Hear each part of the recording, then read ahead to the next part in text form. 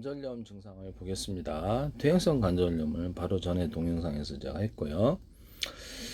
연골 손상과 염증으로 통증, 뻣뻣함, 관절 변형을 유발하며 주로 노화, 비만, 과도한 관절 사용이 원인이다. 초기에는 계단을 오르내릴 때 무릎 통증이나 뻣뻣함이나 이게 그렇죠. 나이 노화와 관련이 돼 있고 스트레칭을 안 하는 생활 습관과 음식에 있어서 혈관이 막히는 증상 또는 이렇게 스트레칭 안에서 좌우의 어떤 특정 부분, 좌우의 균형이 무너져서 한쪽으로만 근육이 쏠리고 뼈 근육과 이런 것들이 쏠리게 되니까 나머지 부분이 당겨지는 이런 부분이다 되겠습니다.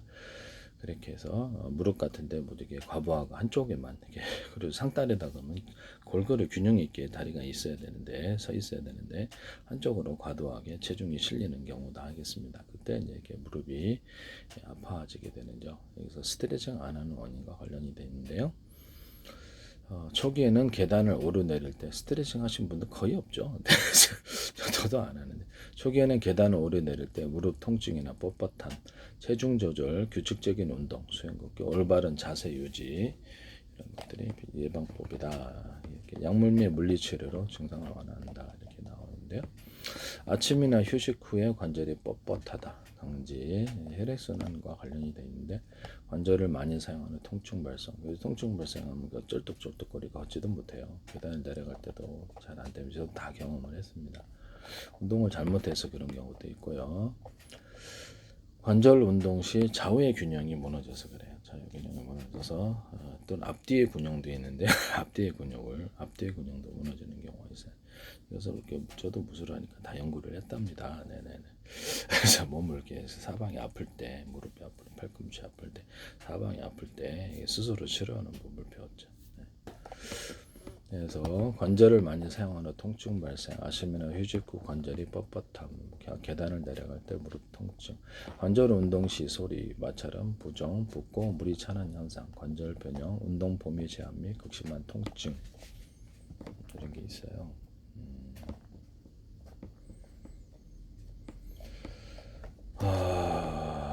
그렇죠. 자기 어떤 노화 몸이 스트레칭 안 해서 좌우의 균형이 무너지고 뻣뻣함 또는 특정 음식을 먹어서 혈관을 막히게 하거나 몸이 뻣뻣해지게 하는 음식이 있어요. 수축 쪽으로 가는 또는 이완시키는 음식, 이 음식의 상관관계를 모르셔서 계속 그쪽을 먹으셔서 이게 생기는 부분이 있습니다. 퇴행성 관절염, 연골 손상 및 관절 주변법, 인대 퇴행성 변화. 위험 요인, 고령 비만 노래는 하중 증가, 관절 손상, 과도한 노동, 잘못된 자세, 쪼그려 앉기, 류마티스 관절염, 면역 체계 이게 바이러스 증상으로 저는 생각하는데 바이러스와 세균으로 인해서 뼈가 관절염 통증이 일어날 수 있습니다. 그런 것도 있을 수 있다. 신경 같은 걸 보통 바이러스가 이렇게 신경계를 수축시키거나 이런 작용을 되게 잘하기 때문에 그래서 체중을 좀 감량을 하면 관절 부담이 감소가 된다. 그래서 이렇게 의자에 자주 앉아 있거나 의자에 앉아 있기나 앉아 있기를 좋아하시면 이제 이렇게 심장에도 무리가 가고 혈액순환도 안 되고 그래서 몸이 뻣뻣해 굳어지는 현상이 생겨 스트레칭을 자주 하셔야 됩니다. 이게 잘 안 돼. 의자에 앉아서 이렇게 하고 다리를 이렇게 접었다 이거를 많이 하세요. 살짝 일어났다. 이것도 도움이 됩니다. 살짝 몇 분만 하더라도 이렇게 허벅지 혈관이 눌리거든요. 이렇게 앉아 있으면 그다음에 걷기 수영 상체 하체가 눌려지는 체중이 이렇게 늘어나잖아요. 눌려지는 타이트하게 협착을 하게 됩니다. 그래서 이 부분에 신경을 건드리거나 혈관을 눌리게 하는 현상이 생기죠. 운동, 걷기, 수영, 실내 자전거, 관절에 무리가 가는 근력 강화 스트레칭, 쪼그려 앉기, 양반다리, 무릎에 무리가 가는 자세 피하기, 약물 치료, 병원에서 관절내 주사 치료, 물리 치료가 있습니다. 이런 부분이 있는데요. 관절염과 바이러스, 세균 감염. 아까 제가 퇴행성 관절염을 얘기를 했기 때문에 이 부분 중심으로 얘기를 할게요. 관절염의 바이러스나 세균 감염이 있는데 세균, 황색 포도상구균들이 관절에 직접 투매하거나 혈류를 타고 이동해 화농성 관절염을 일으킨다. 바이러스 감염은 면역 변형으로 일시적인 관절염이 발생하기도 한다. 인공관절 수술 후에 감염이 치명적이다. 빠른 치료가 필수적이다. 그 세균성 관절염인데 포도상구균, 연쇄상구균 세균이 관절염 활막에 침입하여 염증을 유발한다. 상처 부위의 세균침이 혈류를 통한 전파, 인공관절 수술 등 이물질 노출, 극심한 통증, 붓기, 열감, 관절 움직임 제한 이렇게 고령자 위험하기 치료가 늦어지면 관절이 영구적 손상된다. 바이러스성 관절염이 있는데요. 간염 바이러스, 풍진, 파보 바이러스 등 바이러스 감염으로 나타나는 일시적인 증상. 유마티스 관절염과 유사하여 구분이 필요하다. 보통 일시적으로 나타났다가 호전된다. 유마티스 관절염은 굉장히 오래가죠. 수술 1% 이내의 확률로 인공관절 감염을 걸리신 분들이 생기는데요. 피부균이 혈류를 타고 이동해 발생한다. 그 다음에 만성질환, 당뇨, 류마티스 관절염으로 면역력이 저하된 경우 감염 위험이 높다. 그 다음에 예방 미처리, 상처가 나면 즉시 소독하고 관절이 열이 나고 아프면 즉시 병원을 발생한다. 그래서 진단은 관절액 검사, 세균방, 혈액 검사, 영상학과 검사, 항생제 투여, 관절염 농양을 제거하는 수술이 필요하다. 이것도 이게 간단하게 치료가 가능합니다만은 류마티스 관절염을 잠깐 볼게요.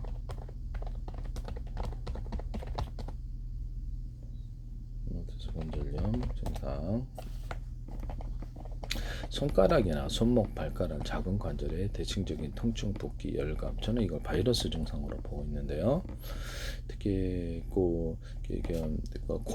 뼈에 바이러스가 기생을 했을 때 뼈에도 이제 문제가 생기는데 특히 관절 쪽에 생기는 경우를 하겠습니다.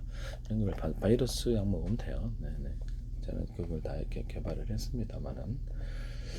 식품과 약초를 가지고 치료하는 연구를 해 관련 특허 10건 제출, 지적재산 형성을 발표합니다. 그래서 저는 다 해결했답니다. 세균과 바이러스 곰팡이 3개다.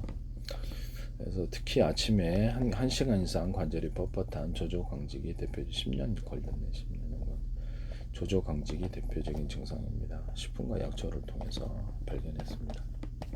80억 인구 전체에 적용해도 어떤 것보다도 부작용이 없죠. 식품이니까.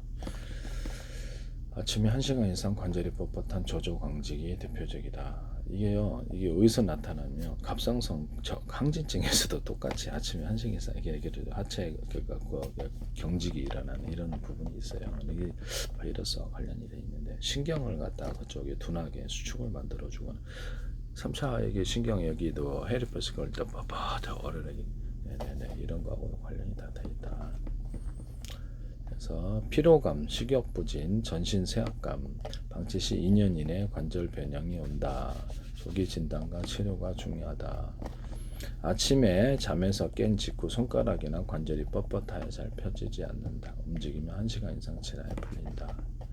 그래서 신경에 보통 신경절에 바이러스가 기생을 하기 때문에 어디에 감염이 됐냐에 따라서 강직성 척추염도 그래요. 그래서 척추염도 그렇기 때문에 바이러스 증상으로 저는 기본적으로 보고 있다라는 것을 말씀을 드립니다. 대칭적 관절염, 손가락 마디, 손목, 발가락, 몸의 양쪽 관절이 동시에 붓고 아프다.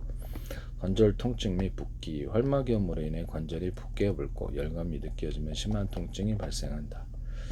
전신 증상 3분의 2 환자에게서 피로감, 식욕부진, 체중 감소, 전신 세압감 등이 선행한다. 만성적인 경우가 증상이 수주 이상 지속되며 쉬어도 피로가 풀리지 않고 증상이 악화된다. 손가락 류마티스는 손가락 중간 마디와 손목에 주로 아침에 1시간 이상 뻣뻣하다. 이거 말고도 이제 이렇게 어떤 생활 습관, 직업군으로 인해서 찬물에 이렇게 물을 담그거나 세척하시거나 이렇게 하는 분들이 이쪽 부분에 있어서 이렇게 문제가 생기는 경우가 있어요. 그거는 그거하고는 좀 틀려요. 그것도 이제 그거는 또 직업군과 관련한 또는 생활과 관련한 부분을 해서 이쪽이 수축되거나 혈액이 잘 흐르지 않는 반복적인 학습을 해서 그런데 따뜻하게 해주셔요. 반복적으로 이렇게 따뜻한 물에 손을 담그거나 이렇게 손에 이렇게 몇 시간 좀 있다가 또 하거나 또 손을 움직여주거나 해서 혈액이 그쪽으로 흐르도록 학습을 시켜줘야 되는데 뇌에 반복된 학습으로 인해서 그쪽에 혈액이 잘 흐르지 않는 증상이 되겠습니다. 퇴행성 손가락 끝마디에 주로 발생해서 활동하면 통증이 심해진다. 이런 퇴행성 끝마디 혈액이 잘 흐르지 않아서 여기 사진 찍어보면요, 혈관이 아주 정리에 좁혀져 있거나 혈관이 사라진 경우가 있어 거의 안 보일 정도로. 그래서 이쪽 부분도 활성화된다는 거죠. 그래서 특정 연습을 하면 이쪽 부분은 혈액이 가고 혈관이 발달하게 되죠. 그래서 이런 부분을 잘 이렇게 해주셔야 되는데, 류마티스는 이것만으로도 힘들어요. 바이러스 약을 드셔야 돼요. 그러면 간단히 해결되는데요. 스트레칭도 좋지만 먼저로